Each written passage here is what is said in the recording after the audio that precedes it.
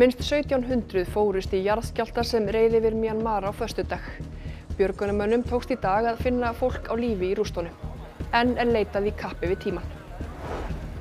Dómsmálaráðherra segir að stjórnvöld séu meðvituð að hér hafi verið stundaðar njósnir og að verið sé að kortleggja stöðuna. Ógnarhópar stunda iðnaðarnjósnir í Norður-Evrópu í stórauknum mæli. Talið er 60.000 manns í Úkraínu þurfi á stoðtækjum eða gervilimum að halda vegna áverka sem þau hafa hlotið í innrásarstríði Rússa. Við heimsækjum endurhæfingarmiðstöð í Kiev í fréttatímanum. Sorpa hefur að mestu tekið við fatasöfnun að Rauða krossinum eftir að sveitarfélögum varð skylt að endurvinna textíl.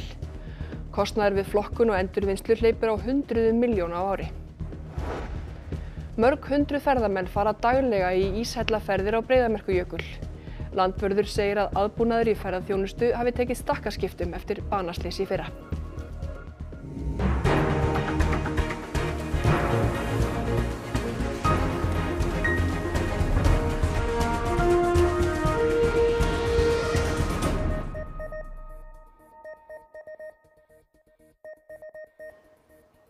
Komið þið sæl. Enn er leitað í kappi við tímann í rústum í Mjanmar þar sem öflugur jarðskjálfti reið yfir á föstudag. Fólk bíður milli vonar og ótta eftir fréttum af afdrifum ástvina. Það er 40 stiga hiti í Mjanmar og víða nálykt í lofti. Skortur er á búnaði og leitarmönnum en aðstoð hefur nú borist frá nágrannaríkjunum. Hluti þessa klausturs í Mandalay, næst stærstu borg landsins, hrundi í skjálftanum á föstudag. 180 munkar voru þar saman komnir að þreyta próf. 21 komst lífs af og 13 hafa fundist látnir.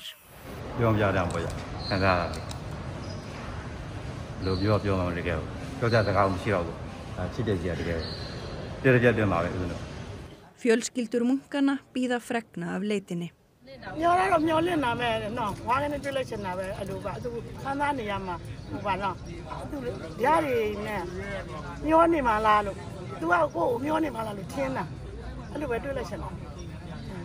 Yfirvöld hafa staðfest að 1700 hafi farist og 3400 slasast í skjálftanum sem var 7,7 að stærð.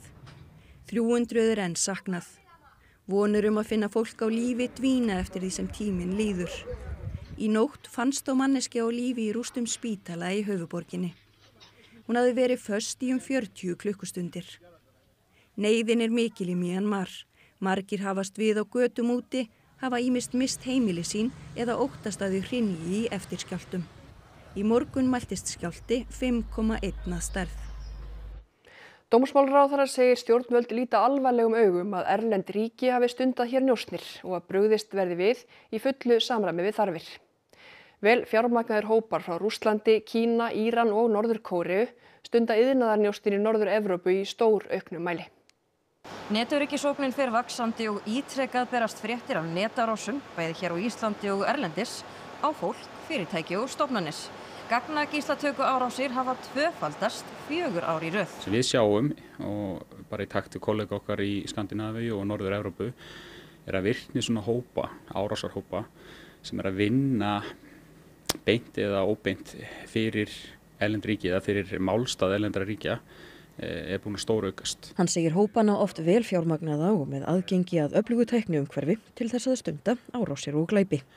Og eru í meira mæli að stunda einhvers konar upplýsingasöfnun eða iðnaðarnjósnir hjá þeim fórnarlöpum sem þeir ráðast á. Fjallað var netöryggisógnina og öryggis- og varnarmálaráðstefnu ríkislögreglustjóra fyrir helgi, þar sem framkom að 3 erlend ríki hafðu stundað njósnir á Íslandi. Dómsmálaráðherra segir að þegar sé hafin vinna við að skerpa á öryggis- og varnarmálum. Sú ríkisstjórn sem situr hér í dag er meðvituð stöðuna, er að kortleggja hana og bregðast að fullu leyti í samræmi við þarfir. En er það ekki alvarlegt að erlend ríki sé að stunda njósnir hérna? Eins og segi, ég ætla ekki að vera að tjá mig það í fjölmiðlum. Þetta kom fram á hálfu fulltrúa ríkislögreglustjóra og íslensk stjórnvöld eru meðvituð hverjar aðstæður eru. En eru við nægilega vel í stakk búin til þess að takast á við þetta? Já og nei, en við getum alltaf gert betur. 100.000 hafa fallið eða særst síðan innrásarstríð Rússa í Úkraínu hófst fyrir rúmum 3 árum. Talið er að 60.000 manns í Úkraínu þurfi á stoðtækjum eða gervilyfjum að halda vegna áverka sem þau hlutu. Þetta eins og hver önnur líkamsræktarstöð, þangað til maður sér fólkið sem þarna að æfa. Þetta Titanovi endurhæfingarmiðstöðin í Kiev, höfuðborg Úkraínu. Þarna hafa tugir hermanna fengið meðferð og gervilimi, þar á meðal frá Össuri.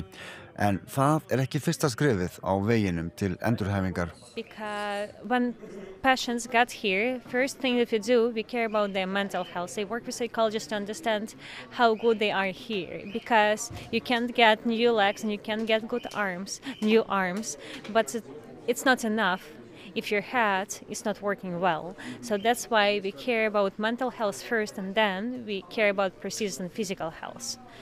Gleb einn af þeim hermönnum sem í endurhæfingu þarna. Hann gekk í herinn strax eftir allsherjarinnrás Rússa, fór í herþjálfun í Bretlandi og var við víglínuna í austurhluta Úkraínu í desember 2023 þegar hann særðist og missti báða fótleggi og annan handlegginn. It was an attack of FPV drone.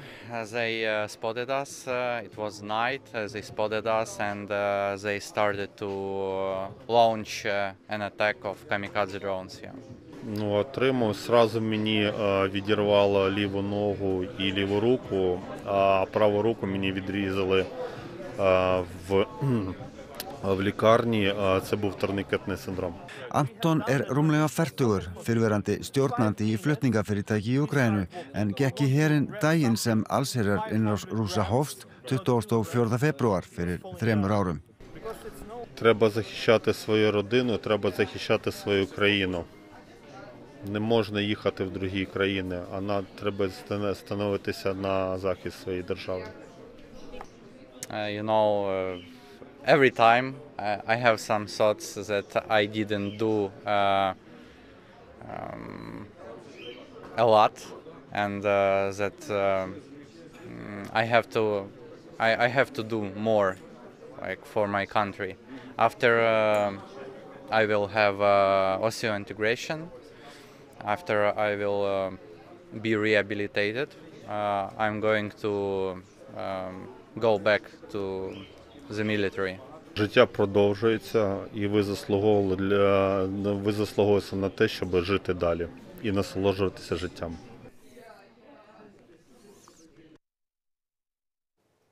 Rauði krossinn tekur einungis orðið við heilum og hreinum fötum til endursölu eða neyðaraðstoðar. Það ábyrgð sveitarfélaga að taka við textíl sem ekki telst söluhæfur. Á hverju ári koma 3000 tonn af textíl til Sorpu. Við erum hérna í Gufunesinu. Hvað erum við að horfa á hérna? Þetta svona cirka 1-2 dagar af textíl sem að safnast hjá Sorpu. Við horfum á að það komi til okkar svona á bilinu 2-3.000 tonn á ári og kostnaðurinn við þetta öðru hvoru megin við 300 milljónir á ári fyrir íbúa á höfuðborgarsvæðinu. Svo enn meira í næsta flokkunarsal. Til dæmis koma 50.000 dýnur til endurvinnslu á hverju ári. Við erum mjög sterklega þeirrar skoðunar að það sé nauðsynlegt að setja úrvinnslugjald á textíl. Þannig að sá sem að raunverulega flytur textílinn inn til landsins og notar hann borgi fullt verð fyrir það að koma honum alla leið þangað sem hann á enda. Slikt gjald gæti verið 150 krónur. Það byrja 95% af öllum textíl sem safnast, hann fer úr landi í endurvinnslu eða einhver annars konar endurnýtingu. Eða endar í fjalli staðar á einhverju strönd? Það okkar krafa að hann geri það einmitt ekki. Við okkar móttökuaðilar, þeir segjast munu koma þeim textíl sem ekki hægt að setja í endurvinnslu eða endurnot í brennslu og við munum ganga mjög hart á eftir því að það verði gert. Núorðið öllum sveitarfélögum skylt að safna textíl líkt og öðrum úrgangi og sú breyting varð í byrjun árs að útflutningur á notuðum textíl sem áður var á vegum Rauða krossins færðist til Sorpu. Þau nýttu mjög mikið sjálfboðaliða, við getum það ekki og þau voru með mjög góða samninga við skipafélögin sem að fluttu þetta út og sem að þau horfðu þá kannski á sem að styrk til Rauða krossins. Framboð á textíl hafi aukist gríðarlega á sama tíma og gæðin hafi minnkað. Einhver svona einnota drasl sem fólk flytur inn bara og endist í eina Instagram myndatöku, hlutfalls þess að aukast en svo sjáum við líka bara að magnið að aukast. Bandaríkjaforseti segir fullvíst að Bandaríkin nái Grænlandi án þess að beita hervaldi. Framganga Trumps hefur valdið mikilli ólgu bæði á Grænlandi og í Danmörku. Mette Frederiksen, forsætisráðherra Dana, ætlar til Grænlands í vikunni til að efla samhelti ríkjanna. Áhuginn á Grænlandi hefur stóraukist og þangað koma mun fleiri ferðamenn en áður. Viðskiptastjóri hjá Visit Nuuk segir það vegna fyrirhugaðs beins flugs frá New York og hafi ekkert með áhuga Bandaríkjaforseta að gera. 15 år siden, der var der næsten ikke noget, på trods af, at der er rigtig mange muligheder, men nu er der virkelig gang i udviklingen af turisme, og det er fantastisk at opleve. Skipte segir þessi umskipti hafa verið mest á síðustu 4 til 5 árum. Það sjáist helst í fjölgun fyrirtækja í ferðaþjónustunni. Yfir vetrartíman ekkert sérstaklega mikið af ferðamönnum hérna í Nuuk, en ferðamálayfirvöld vilja breyta þessu. Meðal annars stendur til að fjölga bátsferðum yfir vetrartíman og bæta við afþreyingu. De nye her på de sidste 3-4 år, det er edderfuglejagt om vinteren. Og der er rigtig mange rypejagter, de er mest lokale, men der kommer også nogle udefra, der tager på rypejagt. Skipte segir að bæði ferðaskrifstofurnar og hótelin hafi orðið varar við aukin áhuga eftir að nýr flugvöllur var tekin í notkun í Nuuk í haust. Meira sé pantað yfir sumartíman en áður var mest að gera á vorin og haustin. Að auki sé mun meira tengiflug til annarra staða á Grænlandi. Og svo bætist við beint flug til New York á næstunni. En Skipte segir áhugan hafa snar aukist þegar tilkynnt var það. I løbet af 2 måneder har der været over 400.000, der har været ind og besøge vores hjemmeside, og det er helt exceptionelt. Skipte segir þetta ekki tengjast áhuga Bandaríkjaforseta á Grænlandi. Áhugin hafi byrjað fyrr. Hann býst við fjölgun ferðamanna í Nuuk í sumar, en stefnir að því að fá fleiri til að fara víðar strendur landsins. Vi kan se, at nabobyernes bådejere, turbådsejere, de har også investeret i noget, fordi de forventer, at de kan hente noget fra Nuuk, og det er jo også fint nok. Det er rigtig godt, hvis det kan gøres på den måde, så det bliver spændende. Eltingaleikur heilbrigðiseftirlitsins við bílapartasalan Auto EHF á Akureyri virðist engan endi ætla að taka. Þó að dagsektir hlaupi á milljónum eru bílar hans enn á víð og dreif. Víða bæinn hefur bílum í misgóðu ásigkomulagi verið komið fyrir. Þá er að finna í ný íbúðahverfi. Þeir eru á bílastæðum við verslunarmiðstöðvar og sumstaðar eru bílarnir ansi margir. Og þá má einnig finna fyrir utan bæjarmörkin. Bílarnir eru í eigu bílapartasalans Auto EHF og hafa verið til trafala árabil. Í fyrra fékk fyrirtæki tímabundið úthlutaða lóð við Krossanes undir bíla sína, en þrátt fyrir það eru þeir enn á víð og dreif.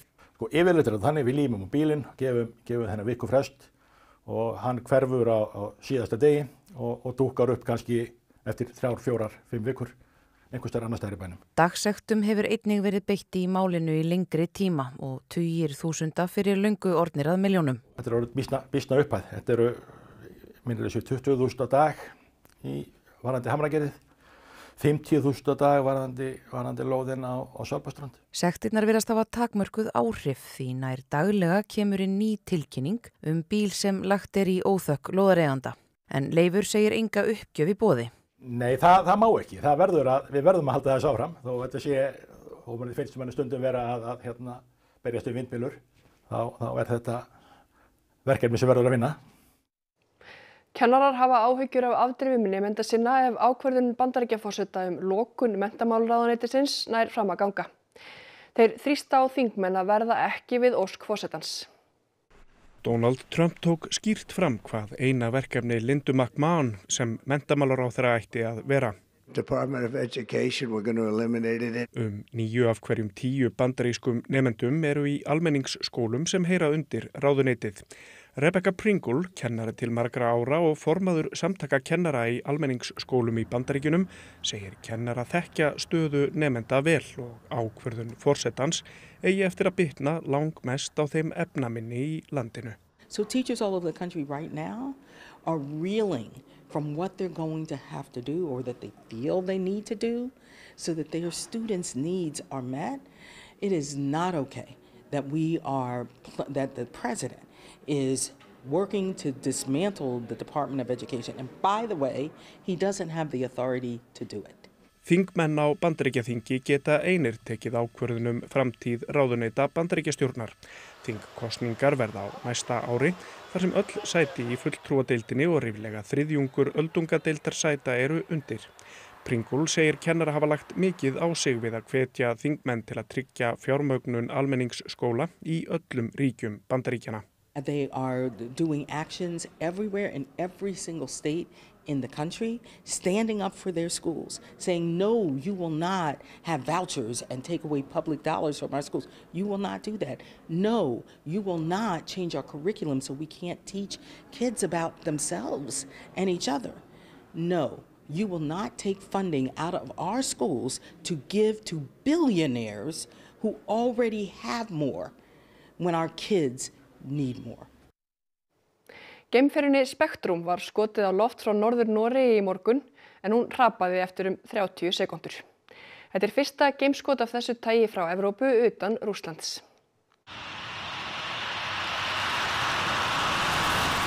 Þýska fyrirtækið Isar Aerospace hefur unnið að hönnun og smíði ferjunnar í 7 ár. Flugin hönnuð til að flytja litla gervinetti á sporbaug jarðar en engin farmur var borð í dag. Til stóð að skjóta flugin á loft fyrr í vikunni en jómfrúarskotinu var ítrekað frestað vegna veðurs. Það varð loksins að því í morgun en það fór ekki eins og vonast var til. Forsvarsmenn Isar Aerospace stiltu væntingum í hóf fyrir flugið. Það fengist mikilvæg reynsla, burtséð frá því hversu langt jómfrúarflugið yrði. Og det var jo en stor, vellykket testoppskytning spesielt for vår del, for vi i Andøya Spaceport, vi har jobbet for dette i mange år, og alle våre prosedyrer og systemer fungerte etter planen. Så dette opplevde vi som en suksess, selv om det nok mange som litt skuffet over at ikke flukten varte litt lenger. Ferðaþjónustufyrirtæki fara með upp undir 500 manns á dag á Breiðamerkurjökul.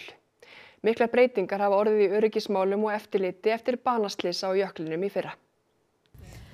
Þegar við komum hérna í eftirlit þá erum við að telja svona 25 til 47 bíla á bílastæðinu og það þá bara ein brottför og sum fyrirtæki að fara 3 á dag. Ég veit að fyrirtæki að taka svona 200 til 500 manns á dag. Í fyrra kom rúmlega 1 milljón manns að Jökulsárlóni. 175.000 fóru á Breiðamerkurjökul í jökla eða ísjallaferð. Ferðamaður lést í slysi í fyrrasumar þegar ísbogi í jöklinum vestanverðum gaf sig. Eftir það var fyrirkomulag og eftirlit með ferðamennsku á jöklinum beturbætt. Ísjallaferðir eru nú bannaðar á sumarlagi og þess krafist að leiðsögumenn hafi lokið námskeiði í jöklaleiðsögn. Við erum orðin miklu strangari við fyrirtækin og þau finna alveg fyrir því en við höfum líka fengið bara mjög góðar viðtökur við því og flest öll fyrirtækin eru mjög sammála því sem við erum að gera. It almost feels like night and day this winter versus the winter of last year. We seem to see that most of the companies now are within the limits or the ratio of guide to clients. Everyone's basically bringing their backpacks with first aid kits. Við kynnum okkur störf landvarðana í Landanum í kvöld. Nemendur í Víkurskóla í Vík í Mýrdal höfðu erindi sem erfiði þegar þau báðu sveitarstjórn að sparkvöllur við skólann yrði lagaður. Sveitarfélagi Mýrdalshreppur fékk á dögunum afar áhugavert erindi frá nemendum hér í Víkurskóla. Krakkar, í hvaða bekk eru þið? 7. Krakkarnir sendu sveitarstjórninni lista með því sem var ábótavant að þeirra mati. Sparkvöllurinn vinsæll bæði á skólatíma og utan. Mjög mikill sandur inn á vellinum og svo sums staðar svona gervigrasið ójafnt líka, spýturlausar og eitthvað. Og netin eru líka slitin. Markmenn líka þeir verja boltann þegar það blautt úti, það svona sandur á boltanum og þeir fá allt í andlitið. Erindið var tekið fyrir á sveitarstjórnarfundi í febrúar og nú leitað tilboða í að skipta út gervigrasi og undirlagi. Sparkvöllurinn orðinn 20 ára og tilheyrir fyrstu kynslóð sparkvalla sem KSÍ gaf sveitarfélögum land allt. Fyrir nokkrum árum sagði umhverfis- og auðlindaráðherra að skipta þyrfti út dekkjakurli á sparkvöllum fyrir hættuminni efni. Við erum búin að fá svar. Hvað það svona sem við takjum með ykkur út úr þessu? Svona segja frá, skilur, ef það eitthvað, skilur, sem þarf að laga og bara sendum það bara á sveitarfélagið eða eitthvað sem getur hjálpað mann að laga. Bara samfélag ábyrgð og bara það orð. Já. Já. Hrafn Guðmundsson veðurfræðingur kvöldsins spáir því að djúp og kröftug lægð suðvestur af landinu hreyfist norðaustur en úrkomusvæði hennar fer yfir landið í kvöld og hlýnar í veðri. Allnokkrum eldingum sló niður á Reykjaneska síðdegis ekki langt suður á Hafnarfirði en draga mun úr eldingahættu með kvöldinu. Við heyrum allt veðurspá næstu daga hér rétt á eftir en fyrst skulum við fá yfirlit yfir íþróttafréttir kvöldsins. Þorkell Gunnar Sigurbjörnsson tekur nú við. Valur gat í dag orðið fyrsta íslenska félagsliðið til að komast í úrslit Evrópukeppni kvenna í handbolta. Leik Vals og slóvakíska liðsins Juventa nýlokið. Íslandsmeistarar Breiðabliks og bikarmeistarar KA áttust við í meistarakeppni karla í fótbolta við erfiðar aðstæður í dag. Manchester City komst í hann krappan í ensku bikarkeppninni í fótbolta. Og við kynnumst spænska blakparinu Paulo del Olmo og Miguel Mateo sem hafa búið hér á landi í 8 ár og eru mikilvægi í KA samfélaginu á Akureyri. Íþróttir hér eftir fréttir. Skulum við sjá það sem var helst í þessum fréttatíma. Minnst 1700 fórust í jarðskjálfta sem reið yfir Mjanmar á föstudag. Björgunarmönnum tókst í dag að finna fólk á lífi í rústunum, en leitað í kappi við tímann. Dómsmálaráðherra segir að stjórnvöld séu meðvituð að hér hafi verið stundaðar njósnir og að verið sé að kortleggja stöðuna. Ógnarhópar stunda iðnaðarnjósnir í Norður-Evrópu í stórauknum mæli.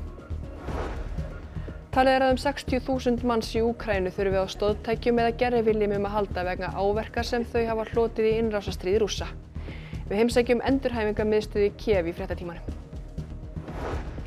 Sorpa hefur að mestu tekið við fatasöfnun á Rauða krossinum eftir að sveitarfélögum varð skylt að endurvinna textíl.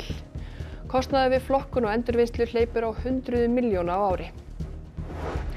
Mörg hundruð ferðamenn fara daglega í ísjallaferðir á Breiðamerkurjökul.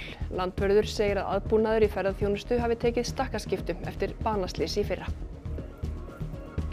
Það var þetta upptalið hjá okkur þetta sunnudagskvöldið. Takk fyrir samfylgdina á öllum okkar miðlum helgina. Verið sæl og hafið það gott í kvöld.